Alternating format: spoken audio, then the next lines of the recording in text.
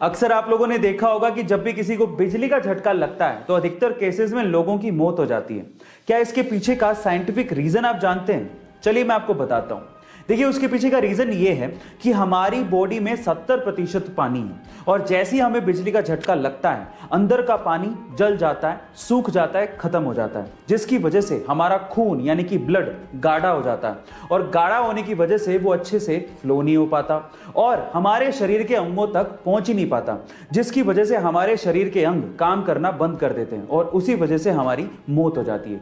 ये था इसके पीछे का साइंटिफिक फैक्ट। क्या इसके पहले तक ये साइंटिफिक फैक्ट आप जानते थे? और अगर नहीं जानते थे तो चैट सेक्शन में जरूर लिखिएगा। देश में कई लोगों का ऐसा मानना है कि राजनीतिज्ञ और भ्रष्टाचार ये एक दूसरे के पर्यायवाची हैं, लेकिन हर राजनीतिज्ञ ऐसा नहीं होता। जैसे उदाहरण के तौर पे लाल बहादुर शास्त्री जी। गाइस, लाल बहादुर शास्त्री जी ने प्रधानमंत्री पद की शपथ एक फटी हुई धोती में ली थी और बाद में ऐसा पता लगा कि लाल बहादुर शास्त्री जी के पास सिर्फ 2 ही धोती और सिर्फ 2 ही कुर्ते थे। प्रधानमंत्री बनने के बाद उनकी धर्म पत्नी ने उनसे कहा था कि अब आप नई धोती क्यों नहीं ले लेते? तो उसके बाद जो लाल बहादुर शास्त्री जी ने कहा वो आप लोगों को सुनना चाहिए। उन्होंने कहा कि देश के करोड़ों किसान ऐसी ही धोती पहनते हैं और मुझे नई धोती पहनने का कोई अधिकार नहीं है। गाइस, आपका लाल बहादुर शास्त्री जी के सरल जीवन के बारे में क्या कहना है चैट सेक्शन में जरूर लिखेगा। चीन के एक शहर हुबेई में यांगजी नदी के ऊपर एक डैम बना हुआ है। इस डैम का नाम है 3 जॉर्ज डैम। ये डैम 2335 मीटर लंबा और 181 मीटर ऊंचा है। ये डैम इतना बड़ा है कि इस डैम की वजह से हमारी धरती यानी कि हमारी अर्थ का रोटेशन तक धीमा हो गया है। Oh my God! क्या इसके पहले तक इफेक्ट आप जानते थे? और अगर नहीं जानते थे तो चैट सेक्शन में जरूर लिखिएगा। डॉक्टर्स ने उसे 15 साल की उम्र में उसकी हार्ट प्रॉब्लम्स को देखते हुए कहा कि या तो वो फुटबॉल खेलना छोड़ दे या फिर वो डिफिकल्ट हार्ट सर्जरी करवाए जिसमें उसकी जान जाने का खतरा हो सकता है।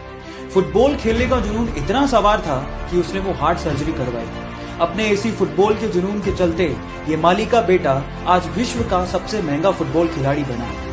Yes, I am talking about Cristiano Ronaldo, जो सिर्फ फुटबॉल खेलकर 700 करोड़ रुपया सालाना कमाता है। क्या आप में है ऐसा जुनून? और अगर है तो जीत आपकी पक्की है।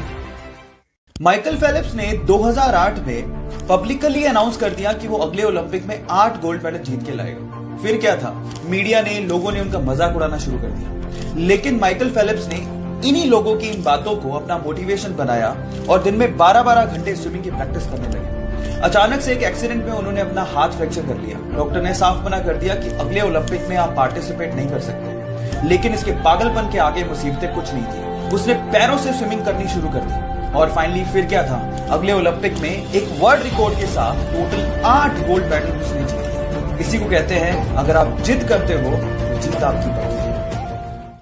सपने तो शायद हम भी बहुत बड़े देखते हैं, लेकिन मुसीबतों और बहानों के आगे हमारे सपने घुटने टेक देते हैं। लेकिन एक वो लड़की थी जिसके सपनों के आगे मुसीबतों और बहानों ने घुटने टेक दिए। एक गरीब परिवार में पैदा हुई। बचपन उसका खेतों में काम करके निकला।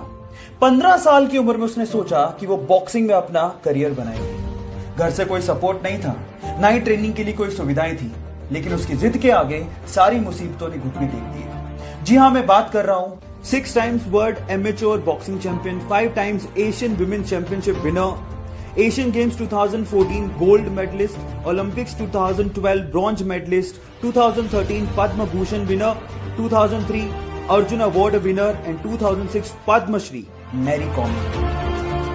सो गाइज, बिलीव इन यू, क्योंकि जिद है तो जीत पक्की।